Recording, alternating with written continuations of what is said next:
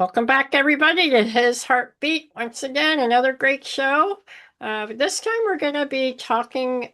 You can have a real experience of what it's like to be on one of our mission trips because I invited a dear friend of mine and a board member of Crown of Beauty and a core member of Crown of Beauty, uh, Colleen Bradstreet, to join us. She just got back with me from Nepal, so we're going to talk about that today. Welcome to our show, Colleen. Well, thank you very much. It's a pleasure and an honor to be here. Yeah, well, she always teases me because I rope her into all kinds of unexpected things, like being on a podcast. That makes it sound like I have no choice. Thank you. That's true. You do have a choice, but you choose to join me. I love it. Well, we had a great time, y'all. We just got back from Nepal a week and a half ago, I think, about that. And it was amazing. We were there. The mission trip was 2 weeks. My husband and I went a week before to have some fun. Not that mission trips aren't fun, but to do things that like trekking and some other fun things that we wouldn't have had time to do. So, we're going to talk about. So, Colleen, I guess I want to start out and ask you, have you done mission trips before?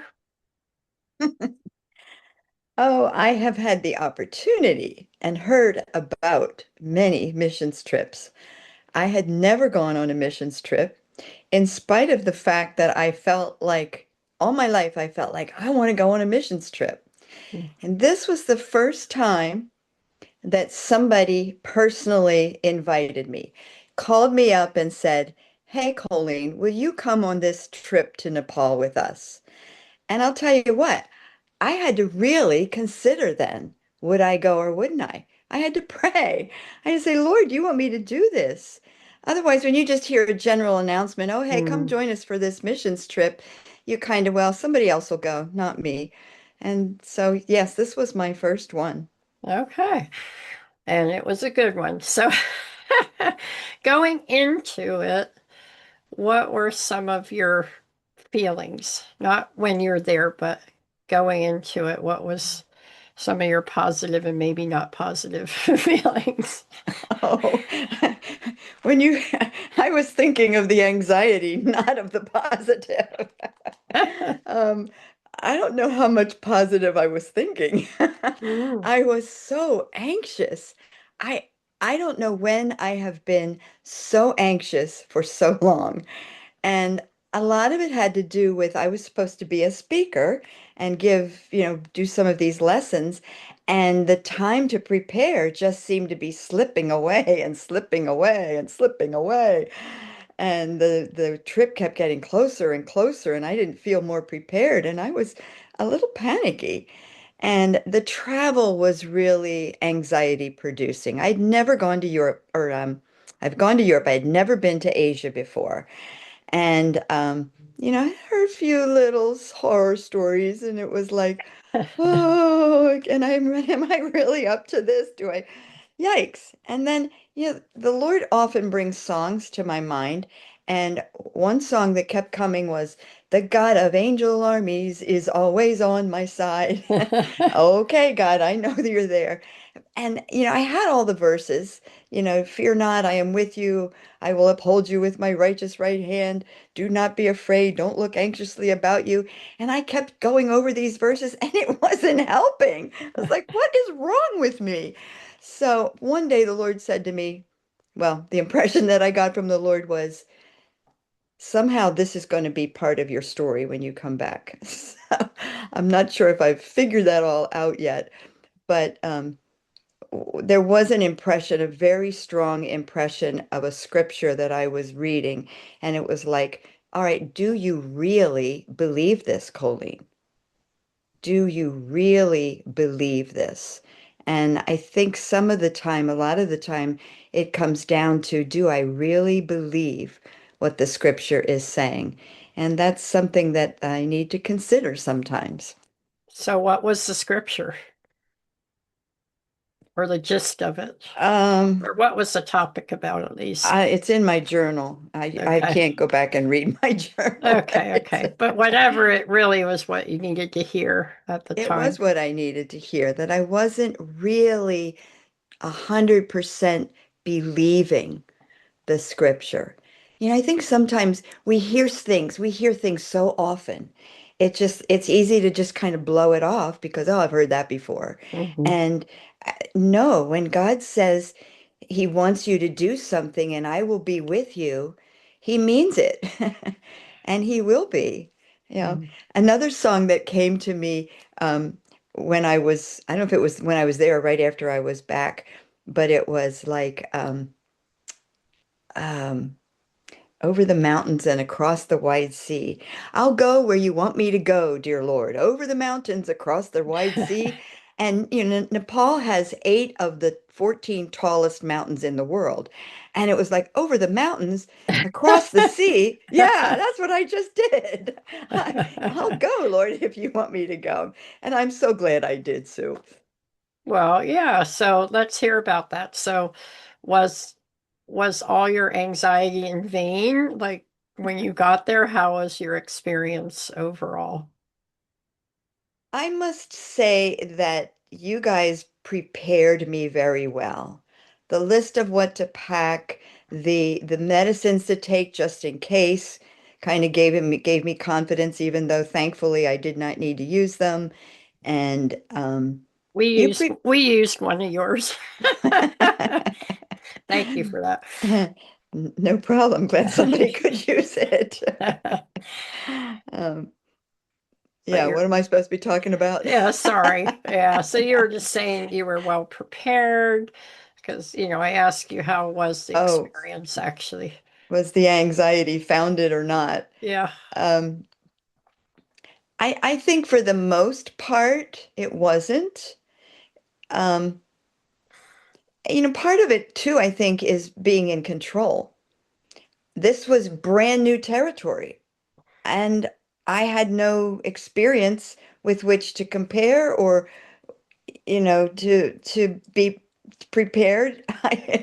And so I had to relinquish control.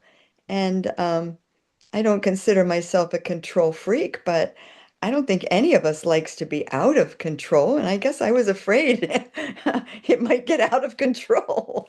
I don't know. Yeah, okay. So, tell us, like, what were some of the things that you did, first of all, and then we can get into your experiences. Okay. Well, when we first got there, we had like a day, at least a day before the conference, 2 days, I guess, before the conference was going to start. So, again, not to harp on this anxiety thing, but as the time got closer, I had months to prepare, then I had weeks to prepare, and then it was like, okay, I have the flight, this long plane flight. Well, the lights were all turned out, and I didn't want to have my little light on and disturbing everybody, so the flight was over. Okay, I have a day or two now before the conference starts, and um, yeah, so when we first got there, we had a little bit of downtime, and our first conference was 3 days Yeah, long, and yeah. there were like 250 or 300 people there, and it was just everything was so different. So even driving from the airport to the hotel, Hotel. everything was so different. And the way they drive over there, at first it scared me, but then I could see how they're not aggressive like we are here in the States. They're kind of polite. They are very assertive, but no traffic lights at intersections. It's just like this within inches of each other, and it's crazy, but it works for them. But it was just so different. And you go into this church, and all the ladies are sitting on my right side, and all the men are sitting on the left. And when they praise and worship the Lord, their eyes are closed and they're just so into it. And it's just, it blesses your heart. It's like, wow, the genuine true worship and praise of the Father. And then when the pastor prays, everybody prays loudly. And it's just, and their responsiveness to our teaching was just, it was so precious and so wonderful. And it just touched my heart. I I really connected with this one lady who didn't speak any English, but she was a grandma like me, and she just welcomed me and saw me every day and gave me hugs, which I didn't know if that was protocol or not, but boy, it was for her and just what I needed. And just every day, so sweet and so friendly. And I'm thinking, oh, I hope I get to see her again, but I don't know if I'll ever see her on this side of heaven. Um, so, yeah, you ask me questions and I get going and I forget what it was you asked me, whether I Oh, yeah. answered So it or you not. talked about the first conference, and that was the Beauty for Ashes conference for a large group. And Mhm. then we took I think it was 6 hours drive through the mountains, like weaving all around these really, really, really, really steep mountains. And you kind of look down a few feet from the tire, and you're like, whoa, that's a long drop. Um, I'm kind of little more used to that. But how was that for you? The drive. Yeah. Um, those roads were bumpy. And one good thing was my exercise app kept telling me I had exercised for an hour that day, just sitting in the car bouncing around. There you go. Um, the scenery is just breathtaking. It is so gorgeous, you know. And then all of a sudden, here's six goats running along the side of the road, and and you know, Yeah. Yeah, it it it was beautiful. I agree. it really The was. whole country is just full of mountains. I don't know the percent. It might be like 80% of the country's mountains, but it's gorgeous. And they're not all the same either. There's different landscape. Yeah. So we finally got to our next place. We started in Kathmandu, then we went down to Chitwan. And that's actually kind of a tourist area for them, and I guess other people too. Not a hiking place as much, but Mhm. they have a national reserve that we got to go to at the end. But before we get to that, that was pretty cool. We had then they had selected 60, I think, leaders. Am I getting that number? I think supposed to be about half women, half men. It might have been a little heavier on the men's side. A lot of pastors, that's what we wanted. I think they all were pastors actually. And then their wives and some Mhm. women ministry leaders. And we did our 12-week discipleship study. We have it for women Mhm. and men. 80% of it is the same, exactly. And then two of the 12 chapters are a little different for men and women. So we split up. And my husband taught the men along with our Crown of Beauty national director from Bangladesh came, Raton. For him, it was a Mhm. 2-hour flight to get there. And he has a church planning ministry he directs, and he's planted 18 churches. So it's such a privilege to have him there. He actually could understand some of the language, which was pretty cool. But he said, wow, it's different to be a missionary, not just, a Mm. church leader. So that was a neat experience, but they led the men. But the rest of the 10, we divided up among us five and did both the men and women together. So, how was that experience for you being with a whole room full of leaders from Nepal? I had to not think about it too much. A lot of them were pastors. I was like, who am I to speak to pastors? Um, of course, the crown of beauty curriculum, the study, the talks, they're so poignant and so applicable and good for everybody, every Christian, and even for those who don't know the Lord. Um, it's going to be hard for you to sit there and listen to much of it without wanting to know, this Father who loves you, cherishes you, honors you, calls you his son and daughter, and makes you royalty and died for you. It's and to know our identity in him and to not be influenced by the lies that either we're telling ourselves or things that we've heard from our childhood or from others around us. It's just a wonderful, wonderful curriculum. And I just was privileged and honored to be a part of the teaching team. And my talk at this particular training started out with think of something in your childhood that was precious to you. Um, and I've collected blue willow china pretty much ever since I was married until a few years ago. I'm not in the stage of accumulating anymore. But I had a little tea set that one of my cousins had given me when I was about 10 years old, and I brought a little plate from that with me to show one of my treasured possessions from childhood. And I said, if you come to my house, I will serve you on Blue Willow. And they thought I was talking about those little bitty plates. I said, oh, no, no. That's so Um, cute. but yeah, teaching through an interpreter was a new experience too. Mhm. But, um, you know, that the morning that I was supposed to teach, I you, Sue, were the first speaker. So we always had prayer, and you weren't there in the prayer with us because you were over getting ready to speak. And I looked at the rest of the team and I said, I am so nervous. I could sit here and cry right now. And if I'd have thought about that, I could have done that. And I said, I need a miracle. 'Cause I just didn't feel prepared as much as I wanted to feel prepared. Well, Um, and as I had related earlier about it came right down to I'll do it here, I'll do it here, I'll do it. And that morning I had gotten th reviewed part of the talk, but didn't get through the whole thing. So, okay, I'm still nervous. I go over to the room. You came right up to me, Sue, and you said to me, would you like for me to teach from the freedom part on?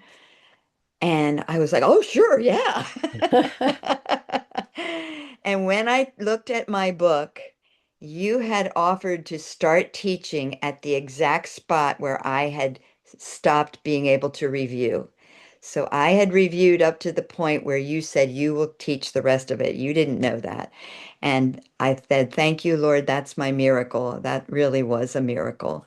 And just it just lifted gave me such a relief and a release. So, and then I have to say that the Lord has impressed me. I really would love to be able to teach this material in a way that blessed not just the people who hear, but me as well. And I have more confidence that I can do that through Christ who strengthens me. And so, yeah, I'm not sure what the next steps are, but there's that desire in my heart. That's great. Yeah, so the very first time you taught there was to the big group, and that was Beauty for Ashes. And you had done that before. She One had, time. yeah, she had taught in New Jersey with us at a church conference that we did. So yeah, a little bit of experience. But of course, I've heard Colleen teach. She's taught at our church's Bible study. Um, so I knew she's a good teacher. That's why I asked her to be on the teaching team. And I knew she'd do a great job. But it's true, and I'm just sharing this with y'all because if you want to consider coming, we train and equip you. Like she said, I met with her. I went through all the lessons. She'd already gone through the whole book herself. You'd already been trained through that. And so, like you said in the very beginning, you were well prepared, but that doesn't mean we don't feel anxious, especially first time using a translator and in a whole new culture.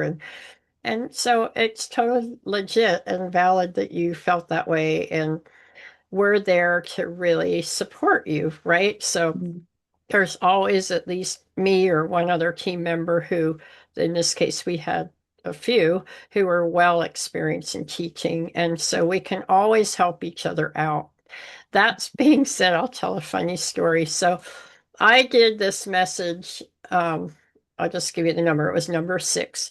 And I did the women. And then the 6 and 7 messages are um, we split men and women. So in the other room was Raton, our pastor from Bangladesh, and he was teaching the men lesson 6, which is just a little different angle. We focus more on Christ and Jesus being the lover, satisfier of our soul, and um, our intimacy with Jesus as we're his bride. And the men focus a little bit more on the father-son relationship. We have that, we all learn about that the lesson before, but they go more into it. So we get done, and then we have a little break. So my husband's now getting ready to teach lesson 7. And um, one of you, I guess Sylvia was going to teach lesson 7 to the women. Mhm. And so I go over to see how my husband is. He has preached. He was on the preaching team when we were in Asia, all that. He still gets nervous. So I'm like, "How are you doing?" And he said, "Well, I went in and I asked Raton how he did, and he showed me the lesson he taught, and he already taught my lesson. He taught the wrong one." And so I don't know what to teach. I'm not prepared. Oh my And goodness. so I was like, okay, like I said, we're always there to support you guys, right? So I go, guess I'm going to teach again. So I went in and I had to, I know the women's side by heart, and I knew the men's because I edited it, but I hadn't edited this book. It's been a while, 4 years or something. Mm. And so the first half's the same, so I did great then. But God just led us through it. Um, while I was winging it on one part, and we do a lot of, because we're training leaders, so they work a lot in groups. We actually have them do the questions, a lot of them, and then give feedback to the class, and then the teacher responds. So while they were in the group, I told Todd, okay, quick, look at these parts. You're doing this. So he did great. And the Lord just works it out. I think we did a great job. Like in every lesson, I think we really equipped them. So we leave, and we'll share a little bit more about how we ended the time. It was really memorable. But anyway, after we left, immediately, within days, they contact us. And mind you, these pastures are strewn out across the country. The country looks like a band-aid. So picture they're like dotted all along the middle of the band-aid or so, all the way out to the very, very, very west. And we were more in the eastern side. And they write and they said, well, we have 300 who have signed up now to be in Bible studies. Can you send us the money? So that was 27 of the 30 churches already had gotten people to start these groups. And they're being trained to then teach others. So it was just mind-boggling. We had to scramble to try to get some donors to help pay for these books. Yeah, it's a lot of money to print out 300 books. And we do, of course, have it all in Nepali, so they're printing it over there. So that I just want to throw that in a couple little things. But tell us about the end there, Colleen. So we end the time.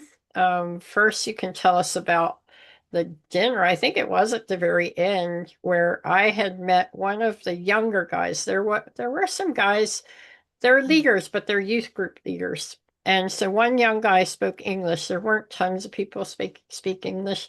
So he had told me that he's a scientist and he had a heart for science. And I said, oh, you need to meet Colleen. Her husband is a famous astronomer. And so he ate with us. And then I'll let you take it over from there, Colleen. What happened? Well, you told me that there was a young man I should meet, and I because of the science connection. And oh, okay. But then we had more teaching and more of the conference. And at one point, we were supposed to walk around through the group calling out the name that God gives us, that describes how God sees us. And I wanted to call out Hepzibah, but I wanted to do it in Nepalese. So I just went up Which to means what? Hefzibah. his delight. Okay. So I just went up to somebody, this young man, and I said to him, "How do you say this in Nepalese?" So he told me, and I'm going around. And then that evening for dinner, he sits across from me. This same young man sits across from me. And then I find out this is the young man that Sue wanted me to connect with because of the science connection. Okay. And so I started telling him about how when God said to Abraham, "There's as many stars in the sky as there are grains of sand." That's how many descendants I'll give you. And those two numbers at that point, because they didn't have telescopes back then, were such disparate numbers. Who would compare those two numbers?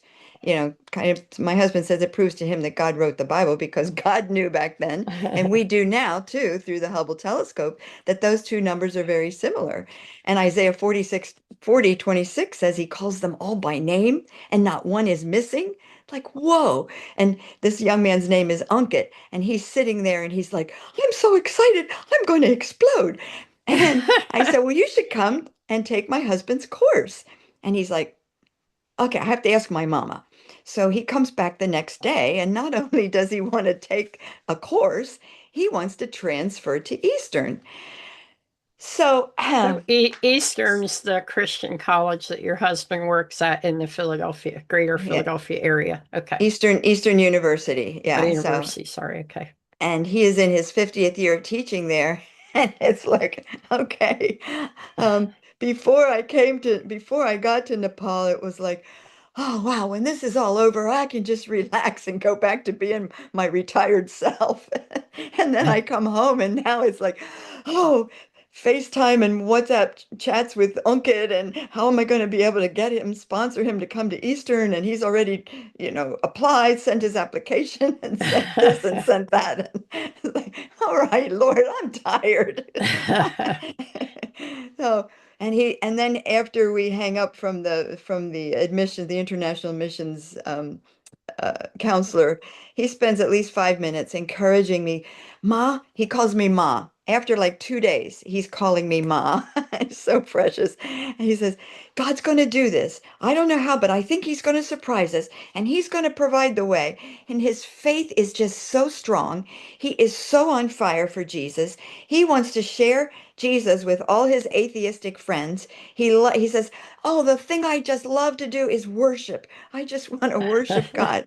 And he is such a an inspiration, and in his 22-year-old self, he is such an inspiration and an encouragement. It's absolutely incredible. And That's then he was beautiful. telling me on Monday, no, what's today? Thursday. On Tuesday, I connected with him. And he said to me, "I never wanted to come to America. That wasn't part of my plan. When I graduated, he's in college in Nepal. When I graduated from college here, I was going to go to Switzerland. He had it kind of all planned out. The next steps, I didn't want to come to America. In fact, he says, "I do the research and I'm scared of Philadelphia." Uh-oh. A lot of us are too, but Oh, that's sweet. Yeah, that's so great. So God continues to use you in Nepal by building into a leader. That's great. So at the end, we always like to have some fun on these trips. We don't have much time. They definitely max our schedule out. And honestly, it usually takes 2 days to get to these places and 1 day to get home because of the time change. So we usually have like one total fun day. So our fun day happened to be at the end this time because that's where the national park was.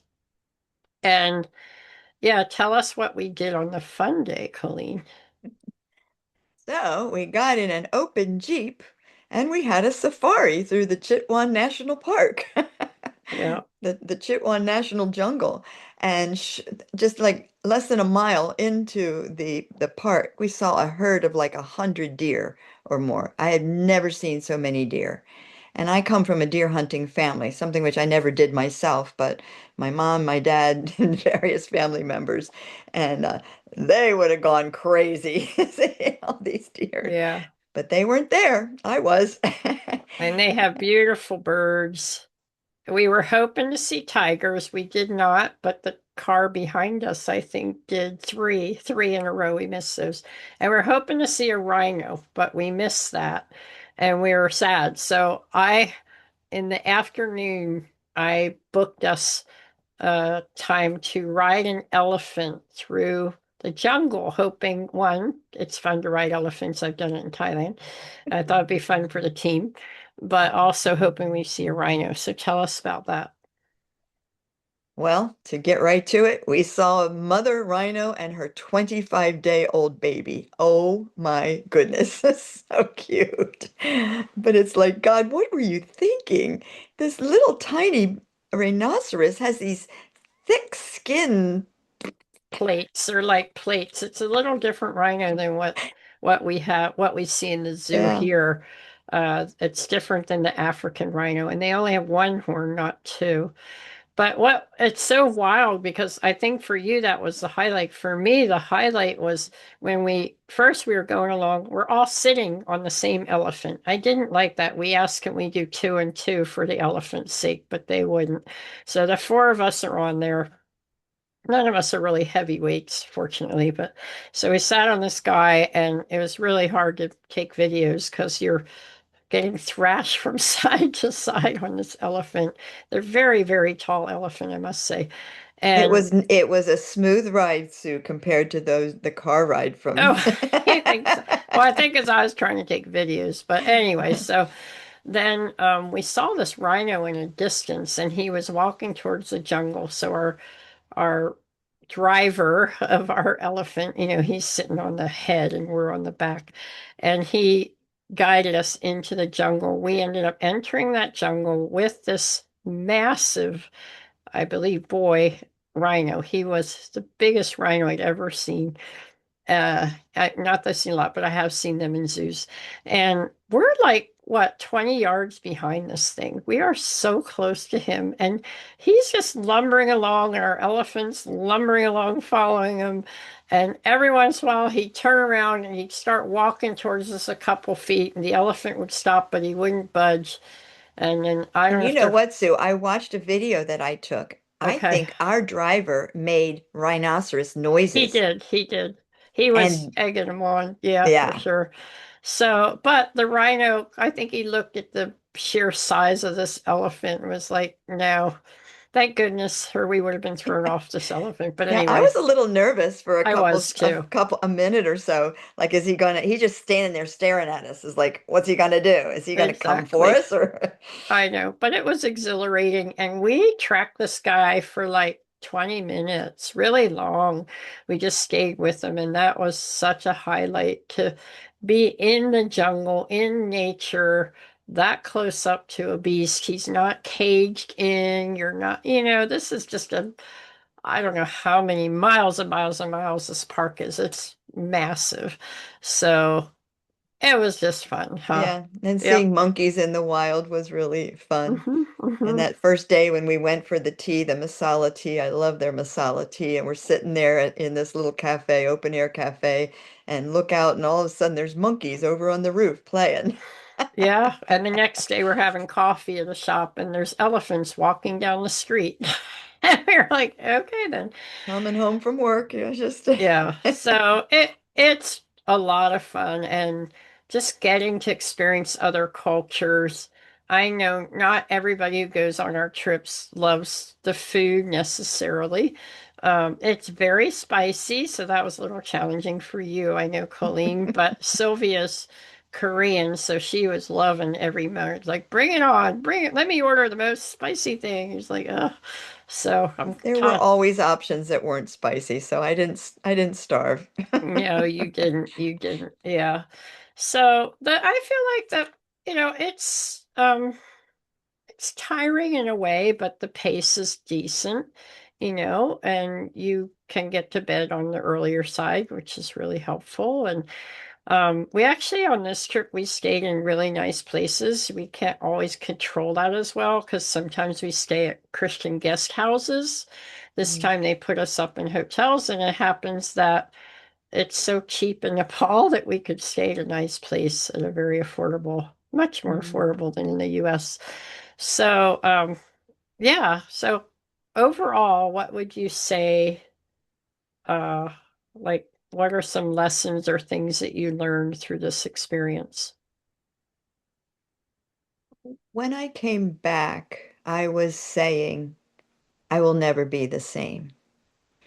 And I was believing that, but it's interesting how the more days I'm back, it's almost like every day God shows me more of how I really won't ever be the same. I am so glad that you and Sylvia were led to reach out to me. Um, yeah, to want to go on a missions trip all your life and get to be this age and never have done it, it was kind of like now or never. And just God had so many blessings and surprises for me along the way. And if I hadn't stepped out in faith, and it did seem like it was a pretty big risk, so many unknowns, and if I hadn't stepped out in faith, I would have missed a lot of beauty, the beautiful people, the beautiful country, just their responses to our teaching and our time there. Um, the new friends that I've made just working with Uttam and Praskala, our Nepalese liaisons between the US and Nepal. And, their little kids were just so adorable. Um, the beauty in nature. Um, if you're fortunate to hear me give a little PowerPoint presentation, you're going to see a red bug that I saw on the ground in the jungle when I came down from an overlook tower that we climbed up. And it was like, this little tiny thing on the ground, and then I zoomed in, and it was just God's handiwork. And I'd never seen anything, and I would have missed that if I hadn't gone to the other side of the world. And I was like, wow, Lord, what a creator you are.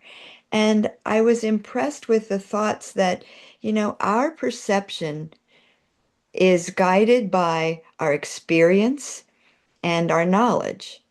And, you can get knowledge from books, you can get knowledge from experiencing something. And my perception was so expanded and so made so much more because of this opportunity to step out in faith, go to some place that didn't feel comfortable, was scary, seemed a little risky, and yet I knew I could trust you guys. I was very thankful to always have my friends who knew what they were doing close by. But I just really do thank God for the expansion of my perception, my experience, and just the beauty that He allowed me to, and blessings He allowed me to experience in this trip to Nepal. I would highly recommend it. If you have ever been impressed by God that you would like to do a missions trip, don't wait like I did. Don't wait. Yeah, amen. And it is helpful when we go when we're younger, but the Lord's been good and He's been with us. And Colleen, you were not the oldest person. We did have a woman go with us to Africa who was 84. Normally, I wouldn't probably say okay to that, but she had some experience in Africa before and connections, and so we let her go. Um, we do equip you. We would have you go through the training yourself with us first. We definitely prepare you as far as how to get visas. We help you with that. Insurance, international insurance. Mhm. We book the flights. We talk through you can raise support and people support Crown of Beauty International through it. And then, we pay for everything once you go. Everything's paid for, but you can eat. Some people pay for their own flight. Some people pay for the whole thing themselves. Some people raise the whole thing. So I think you were a little bit of both, right? Yeah, a lot of people do that too. So Yeah, it varies. I think the cost is very reasonable. We try to keep the cost down, but not at a point where, you're not going to starve or have horrible conditions, that kind of thing. But it's not like going on vacation, staying in a five-star, that kind of thing. But we do our best. Um, some places we go need vaccinations. This one, did you have to have any? No, okay. And some you need visa, some you don't. But we just help. We walk through all that. Hmm. Usually our teams are between 2 to 8 people. Um, some places I'd say the more the merrier. Some places better not. Todd and I, my husband and I, are about to go to Armenia in 2 weeks, and we're going to work with Armenian leaders as well as some Iranians. And so we're excited for that. So we are joining, however, two other women who are Armenian, who've been in Lebanon, who live in Lebanon, and are our leadership. So, uh, yeah, I just encourage you guys to consider it. It's some of the places that we go in the fall. We're going to Greece to help refugees. And then we're going on from there, kind of a separate trip, but I'll just go on. But some people are going to meet us in Bosnia, Serbia, and Croatia. Then the end of the fall, November, we'll be going to Bangladesh. Next February 27, we will go back to Nepal, if you're interested in that. Um, I know in the summer of 27, most likely we will be helping the Sudanese refugees in Uganda, possibly Rwanda. Uh, and in between that, not sure. We have other places we're looking into a mission trip to Pakistan, possibly one to India. What countries am I leaving out? Haiti, we're going to go to one of their, Mhm. um, possibly Fiji. So in the next 2 years, those are some of the ones coming up. And you never know, the Lord just keeps raising up new ones. You Mhm. probably take a group to Taiwan as well, a Chinese group, have to be Chinese speaker for Yeah. that. And how about Sue, the wife of the bishop of the Anglican Church in Cameroon that we Well, met that's in true. the Good point. Istanbul airport just I'm by always meeting people, I'll tell you. So, um, we were yeah, coming out of the ladies' room and this lady's standing there and Sue's like, "Oh, I like your dress." And starts talking and find out that she's the bishop's. And then we got to meet the bishop too. yeah, they're interested in us coming to Cameroon. So we have more places asking than we have money and people to Mm. go. So as the Lord provides, then we open up that opportunity. But one thing we do is we're not a one-shot go. We only go to places that, and we don't only reach leaders, but part of every trip we will focus on leaders because we want the discipleship to continue after we leave. And then we will continue a relationship working with them to help them expand in their country. Um, Somewhere down the line, I definitely want to get back to Thailand. I went there years ago. It was amazing, but we've grown a lot as a ministry, and so I'd like to go back there to the Karen people in the mountain tribe areas of above Chiang Mai, Thailand. So the Lord's always opening opportunities. Our heart is really to go to the impoverished, the persecuted, and the unreached people. So that's a big focal point for us. We would love to have you guys consider it. The other thing, is, well, two other things. We raise up people to pray. And so we all always have a big prayer team. If you're on WhatsApp or would be open to that, we have an ongoing prayer feed, WhatsApp. It's called the Crown of Beauty International Prayer Team, Prayer Warriors. Yeah. And we have over 100 people in that they're getting constant updates of prayer requests and praying for us. which is wonderful. But really important is for every person to go, these locals. Again, we're going to people who don't have money. And so the vast majority of places we go, they're living on a song, very little money. And so we provide for their travel. Usually it's by bus to get there to their housing at it's either a hotel or a guest house. Some, can commute. Like the first one we did in a city where everybody actually commuted. That's different. And then we provide the food for them for the 3 days, and we provide the materials, the books. So it averages between $50 to $100 a person. So you can do the math. And sometimes it's better, it can be cheaper. So most of our whole mission trip, not including our expenses, the leadership team or the travel, um, averages between like $8,000 to $12,000. So as people give, we love to have people who would just monthly give, if it's $10 a month, 50 or 100 a month. It really adds up and it enables us to invite more people to these and to also consider, more nations and make sure we go back, make sure that after we leave, we're providing the funds that they can have these discipleship books going out. You might be thinking, well, why don't they just do it virtually? Or because a lot of them, they don't have computers. They don't have good phones to do things virtually, though we do some things virtually as well. So you can just go on crownofbeautyinternational.com, our website. You can see our whole history in a really cool video that we put out last year, from 2005 till today.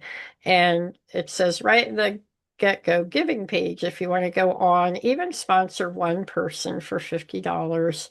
We're still in need of another $3,000 before we leave in 2 weeks to go to Armenia. So if you would like to help the Armenians and the Iranians, these folks have fled for their lives out of Iran to come into Armenia. You can just go on and just pledge $50 towards global missions. So thank you all for listening. I hope this was encouraging. It was for me. It's so rewarding to see people like Colleen go and just get to experience what God is so kind to let me experience about every 2, 3 months. So thank you so much, Colleen, for joining us. It's been wonderful to get your story. My pleasure. Thank you for having me. Yeah, so everybody please share this, and please pray. Does the Lord want you to go, give, or pray for our missions? And just hop on our website to learn more about that. All right, have a great week, Amen. everybody, and we'll see you back here next week. Namaste.